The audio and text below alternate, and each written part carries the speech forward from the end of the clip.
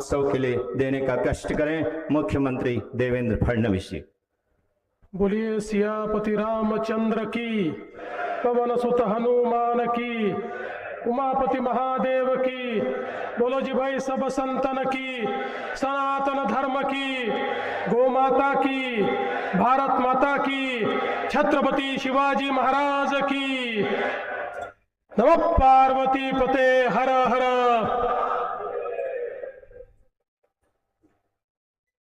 आज इस गरिमामय अवसर पर हमारे बीच उपस्थित भारत के पूर्व राष्ट्रपति महामहिम आदरणीय श्री रामनाथ कोविंद जी, साथ ही में उपस्थित श्रीमती कोविंद जी, हमारे जिन्होंने इस कार्यक्रम में हमें निमंत्रित किया, वे परम पूजनीय जूना पीठाधीश्वर आचार्य महामंडलेश्वर स्वामी अवधेशानंद गिरी जी, हमारे राम जन्मभूमि के न्यास के जिन्होंने बहुत ही अनुपम ऐसा कार्य किया, ऐसे परम पूजनीय स्वामी गोविंद देव गिरी जी, हमारे पंजाब के आदरणीय राज्यपाल आदरणीय गुलाब चंद कटारिया जी, हमारे बीच उपस्थित परम पूजनीय स्वामी राजराजेश्वराश्रम जी महाराज, जगत गुरु आश्रम, हमारे भाई उप मुख्यमंत्री राजेंद्र शुक्ल जी, परम पूजनीय महामंडलेश्वर स्वामी अखिलेश्वरानंद गिरी जी, परम पूजनीय स्वामी हरिचेतनानंद जी, परम पूजनीय महामंडलेश्वर स्वामी ललितानंद गिरी जी, परम पूजनीय श्री महंत देवानंद सरस्वती जी, श्री विनय रोहेला जी, प्रदीप बत्रा जी, मंचासीन सभी महानुभाव, यहाँ पर उपस्थित सभी परम श्रद्धेय संतगण और उपस्थित सभी बहनों और भाइयों, आज ये मेरे लिए भी बहुत हर्ष की बात है कि मैं पूज्यपाद गुरुदेव श्री स्वामी सत्यमित्रानंद गिरी जी महाराज के समाधि मंदिर में मूर्ति स्थापना के इस समारोह में उपस्थित हूँ और उनको नमन कर सकता हूँ। ये मेरे लिए एक बहुत ही महत्वपूर्ण इस प्रकार का क्षण है। अभी हम सभी को यहाँ पर गोविंद देव गिरी जी ने स्वामी जी के बारे में बताया, किस प्रकार का उनका जीवन रहा है। एक सामान्य घर में पैदा होने के बाद सामान्य से असामान्य तक इस प्रकार की उनकी यात्रा एक बहुत ही अद्भुत यात्रा रही है और अपने जीवन में उन्होंने केवल अध्यात्म की बात नहीं कही, तो साथ साथ राष्ट्र निर्माण के लिए जो चीजें आवश्यक है उन सभी चीजों का प्रचार प्रसार भी किया और साथ साथ अपने कर्मों में भी उन सभी चीजों को सम्मिलित किया। जैसा अभी हमको बताया गया कि भारत माता का मंदिर तैयार करके और एक प्रकार से हमारी जो ये सनातन संस्कृति है, इस संस्कृति के प्रतीक के रूप में जहां एक और भारत माता को स्थापित किया गया, वहीं सनातन के विचारों से जितने अलग अलग विचार आज पूरे विश्व में जिसकी गूंज हमें दिखाई पड़ती है, सुनाई पड़ती है, ऐसे सभी विचारों को एक साथ लाने का कार्य भी पूज्य गुरुदेव जी ने किया, जिसका उल्लेख यहां समन्वय के रूप में हुआ। और मैं ऐसा मानता हूं कि विचारक तो कई होते हैं, लेकिन संत वही होते हैं जो जोड़ने का काम करते हैं। संत कभी तोड़ने का काम नहीं करते। और पूज्य गुरुदेव एक ऐसे संत थे जिन्होंने समाज को जोड़कर एक साथ लाने का कार्य किया। कहीं पर भी आपदा हो, कहीं पर भी विपदा हो, उस आपदा और विपदा में गुरुदेव पहुंच जाते थे और वहां पर सेवा का कार्य अद्भुत तरीके से उनके माध्यम से होता था। और विशेष रूप से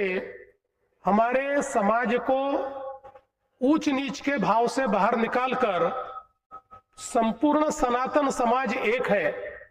इस प्रकार की भावना को अपने कर्तव्य से उन्होंने समाज के सामने रखा और पूरे जीवन में उसको उन्होंने अपनाया। विशेष रूप से अपने जो मानव कार्य है, जिन कार्यों को वो करना चाहते थे, उन कार्यों को करने के लिए बड़ी से बड़े पद का त्याग करना, ये भी उन्होंने सही समझा और अपने कार्यों को लगातार वो करते रहे। इसलिए एक अद्भुत इस प्रकार के व्यक्तित्व के रूप में पूरे भारत ने और पूरे विश्व ने उनको देखा। भारत के बाहर भी जब उन्होंने प्रवचन किए तो दुनिया के लोग मंत्रमुग्धता के साथ उनके प्रवचनों को सुनते रहे और उसमें से बोध प्राप्त करते रहे। मैं ऐसा मानता हूं कि ऐसे गुरुदेव का समाधि मंदिर मूर्ति स्थापना समारोह यहाँ पर हो रहा है, और ये केवल मूर्ति स्थापना समारोह नहीं है। तो मैं ऐसा मानता हूं कि आने वाले कई पीढ़ियों को एक प्रकार से प्रेरणा देने का काम इस समाधि मंदिर मूर्ति स्थापना के कार्यक्रम से किया जाएगा। हम सभी लोग जानते हैं कि हमारी सनातन संस्कृति, हमारा सनातन विचार, ये दुनिया के सबसे पुराने विचारों में से एक है। आज तो हम सभी लोग मानते हैं, हम तो सालों से ये कहते आए हैं कि दुनिया की सबसे पुरानी सभ्यता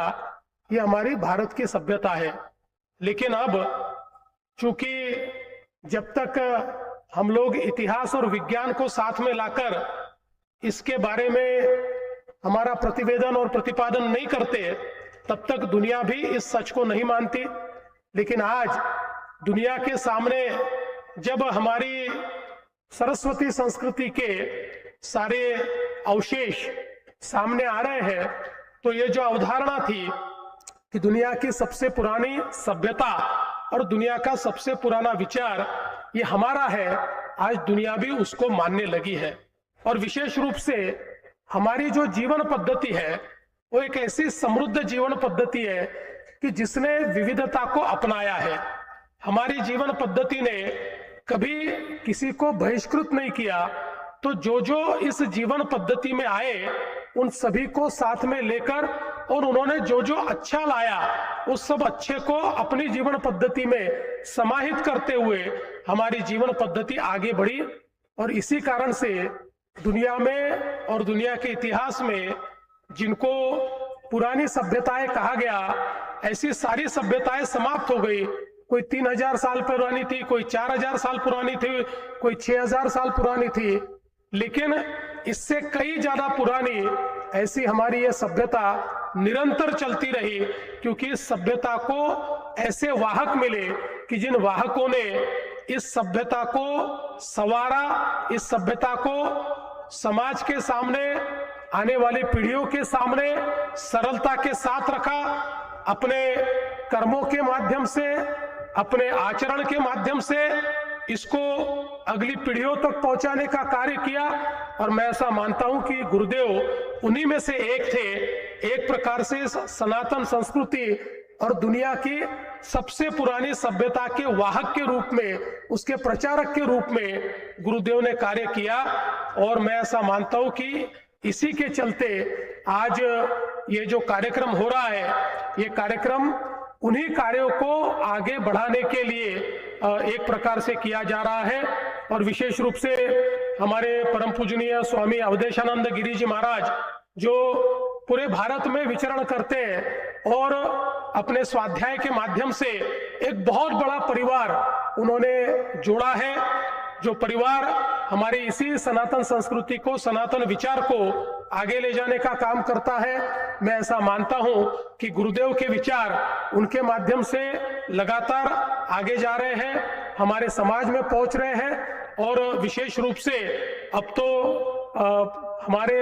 आदरणीय प्रधानमंत्री श्री नरेंद्र मोदी जी के नेतृत्व में एक ऐसा सांस्कृतिक पुनरुत्थान हम लोग देख रहे हैं कि जिस पुनरुत्थान में हमारी युवा पीढ़ी भी बहुत अच्छे तरीके से सनातन विचारों के साथ जुड़ती हुई दिख रही है। अपने संस्कृति का अभिमान अब हमारी नई पीढ़ी में भी दिखाई पड़ता है और हमारे